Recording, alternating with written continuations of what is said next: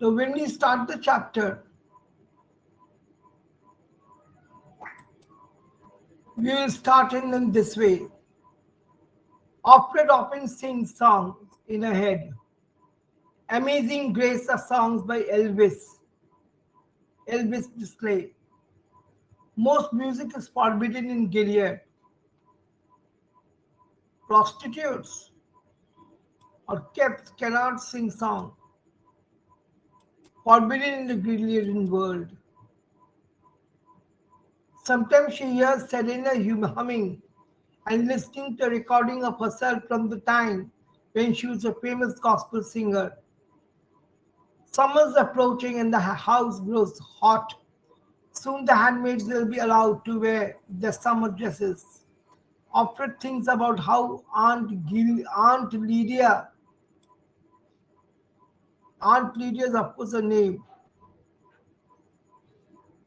and she'll play a great role in the future course of events. We have to remember every incident if you have to answer the question. Alfred remembers Moira approaching an underword WHORE party to sell sexy lingerie. Lingerie is very common in the sea beaches in America, but here selling them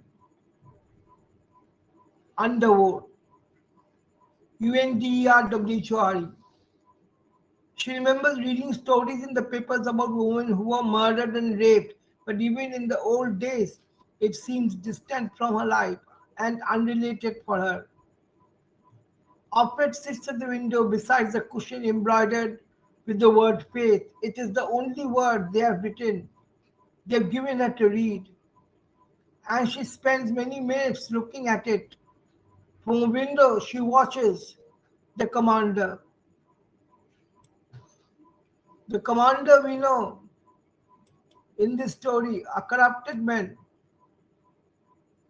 would like to satisfy this appetite, sexual appetite in these Alfreds. Alfred says that yesterday she went to the doctor. Every month, a guardian accompanies Alfred to a doctor who tests her for pregnancy and disease. At the doctor's office, Alfred undresses, pulling a sheet over her body. A sheet hangs down from the ceiling, cutting off the doctor's view of her face. The doctor is not supposed to see her face or speak to her if he can help it. On this visit, though, he chatters cheerfully and then offers to help her. He says many of the commanders are either too old to produce a child or are sterile, unable to do so. And he suggests that he could have sex with her and impregnate her with his child. His use of the word sterile shocks Alfred. For officially sterile men no longer exists. In official sterile men no longer exist in Gilead. There are only two fruitful women and barren women. Two types, one who can give birth and the other who cannot. Alfred thinks him genuinely sympathetic to her plight, but she also realizes he enjoys his own empathy and his position of power. I hope you can hear me. তোমরা শুনতে পাচ্ছ? After a moment, she declines, saying it is too dangerous. If they are caught, they will both receive the death penalty. That lies in store for them. She tries to sound casual and grateful as she refuses. But she steals, but she feels frightened. To revenge her refusal, the doctor could falsely report that she has a health problem, and then she'd be sent to the colonies with the unwoman. Unwoman means those who cannot produce. Alfred also feels frightened. She realizes because she has been given a way out. So in the following chapter, it is one of the oppresses operates required bath days. The bathroom has no mirror, no razors, and no lock on the door. Cora sits outside waiting for Alfred. Alfred's own naked body seems strange to her, and she finds it hard to believe that she once wore bathing suits, letting people see her thighs and arms, her breasts and buttocks. Lying in the bath, she thinks of her daughter and remembers the time when a crazy woman tried to kidnap the little girl in the supermarket. The authorities in Gilead took Ofred's then 5-year-old child from her, and 3 years have passed since then. Now she must be 8. Ofred has no mementos of her daughter. She remembers Aunt Lydia saying women should not get attached to things and should cultivate proper poverty of spirit. Aunt Lydia cited the biblical sentiments: blessed are the meek, but she did not go on, as the Bible does, to add, for they shall inherit the earth. Sometimes Alfred thinks of a daughter as a ghost.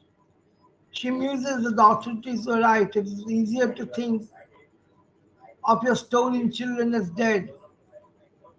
Cora, impatient, calls to her, and Alfred gets out of the bath. She looks down at her ankle and sees the tattoos that Gilead places on all handmaids. After the bath, she eats dinner, and even though she does not feel hungry, the food is bland.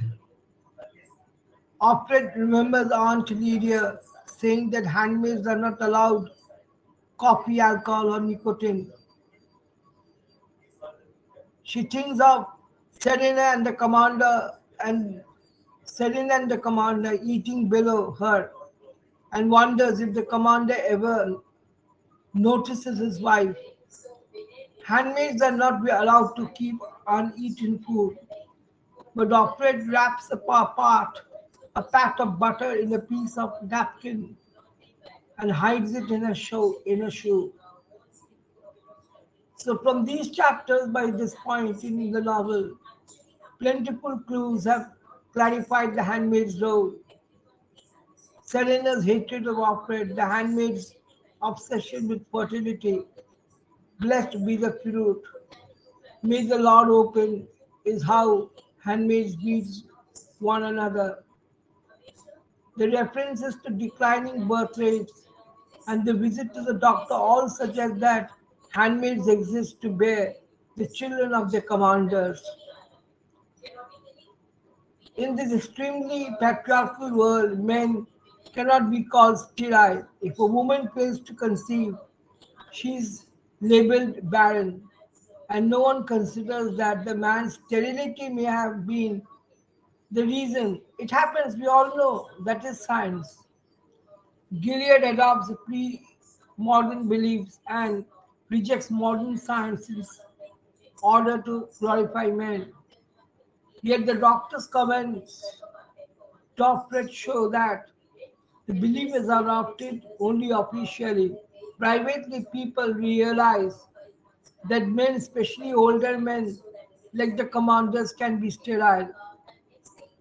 The doctors offer to operate suggest the limits of totalitarianism and the inability of any state to control human society. Ideology may decree that commanders can father children, but it cannot make infertile men fertile. It may outlaw the word sterile. Sterile to them is an outlaw for the woman, but people realize sterility exists. It may outlaw sexual impulses and passions, but men like the doctor still lust for women they meet. Outlawed activities go on beneath Gilead's surface, including the secret impregnation of fertile women by lower class men. like the doctor. The universal need for children is central to the novel in one way or another. It motivates all the characters, arguably. The need for children created Gilead's entire oppressive system. When the doctor suggests impregnating Alfred, she realizes it scares her not just because the doctor could punish her if he chose it to do so, but because he has offered her an escape.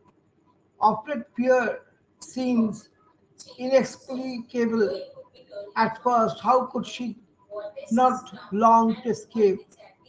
But it illustrates a prisoner's mentality. Alfred wants to survive, and the best way to survive is to learn to bear her chains. When she bears them too well, they become almost comforting to her.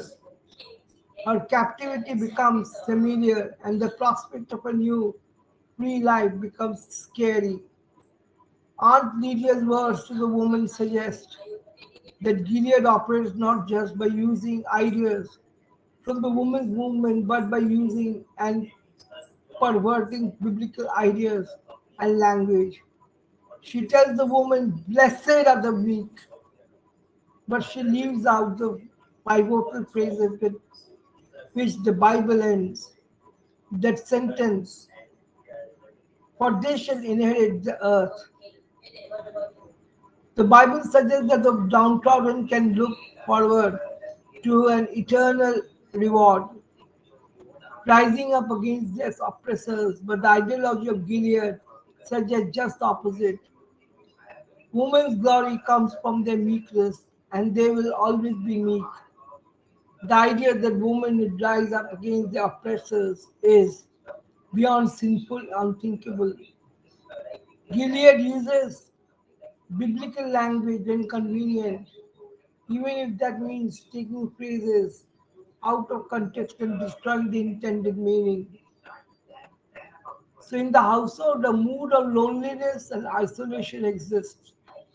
As a handmaid, Offred is not only denied friends, she is denied the family. She must eat dinner apart from the rest of the household. Her baths and movements are regulated as if she is an animal. The servants hardly speak to her without meaningful contact in the present. Offred spends much of her time remembering her past. Her memory of her daughter's attempted kidnapping in the supermarket is a piece of retrospective foreshadowing, a memory of an event that foreshadowed the ultimate loss of her daughter to some unknown woman in Gilead, who, like the supermarket woman, did not have a daughter and wanted one by any means necessary. So, these facts we cannot deny.